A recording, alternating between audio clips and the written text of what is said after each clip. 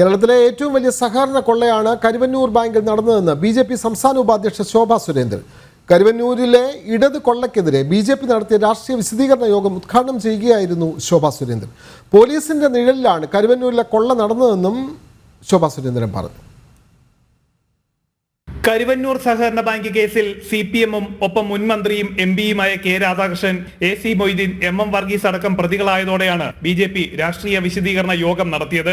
കരുവന്നൂർ ബാങ്കിൽ പണം നിക്ഷേപിച്ച സാധാരണ ജനങ്ങളെ മറന്നാണ് CPM കൊള്ള നടത്തിയതെന്ന് രാഷ്ട്രീയ വിശദീകരണ യോഗം ഉദ്ഘാടനം ചെയ്ത് ശോഭാ സുരേന്ദ്രൻ പറഞ്ഞു. കരുവന്നൂർ ബാങ്കിന്റെ മറവിൽ വൻതോതിൽ കള്ളപ്പണം വെളുപ്പിച്ചെന്നും പാവങ്ങളുടെ പണമെടുത്ത് CPM മതിച്ചു നടന്നുവെന്നും ശോഭാ സുരേന്ദ്രൻ കൂട്ടിച്ചേർത്തു. പഞ്ചായത്തിലെ ജനങ്ങളെ കബളിപ്പിച്ച് മന്ത്രി കസേരയിൽ വന്നപ്പോ കോടിക്കണക്കിന് രൂപ പാവപ്പെട്ടവന്റെ അന്നം മുടക്കിക്കൊണ്ട് കട്ടെടുത്ത ഈ AC മൊയ്തീൻ ഉൾപ്പെടെയുള്ളവരുടെ സന്തത സഹചാരികളായിരുന്നു ഈ സതീശനും അതുപോലെ തന്നെ സതീശന്റെ കൂട്ടുകാരനായിട്ടുള്ള അരവിന്ദാക്ഷനും. അവര് മാത്രമാണോ പ്രതികൾ?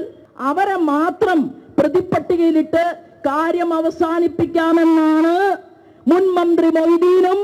പിന്നെ നാണമുണ്ടോ? ചേലക്കരയിലെ ശ്രീമാൻ രാധാകൃഷ്ണൻ ഇങ്ങനെ അതപ്പതിച്ചു പോയി? പണം കട്ടിട്ട് കേന്ദ്ര ഏജൻസിയെ കുറ്റം പറഞ്ഞിട്ട് കാര്യമില്ല. നിഷ്പക്ഷമായ അന്വേഷണം ED നടത്തും. കുറ്റക്കാരെ അഴിക്കുള്ളിലാക്കലാണ് കേന്ദ്ര ഏജൻസികളുടെ ജോലി. ഉപ്പ് തിന്നവർ വെള്ളം കുടിക്കുമെന്നും ശോഭാ സുരേന്ദ്രൻ കൂട്ടിച്ചേർത്തു. തൃശൂർ സിറ്റി ജില്ലാ പ്രസിഡന്റ് ജസ്റ്റിൻ ജേക്കബ് അധ്യക്ഷത വഹിച്ചു. ചടങ്ങിൽ ബി.ജെ.പി. സംസ്ഥാന സമിതി അംഗം പ്രിന്റു മഹാദേവ് ആമുഖ പ്രഭാഷണം നടത്തി. ബി.ജെ.പി. സംസ്ഥാന സെക്രട്ടറി A. നാഗേഷ്, ജില്ലാ പ്രഭാരി MV ഗോപകുമാർ തുടങ്ങിയവർ പങ്കെടുത്തു.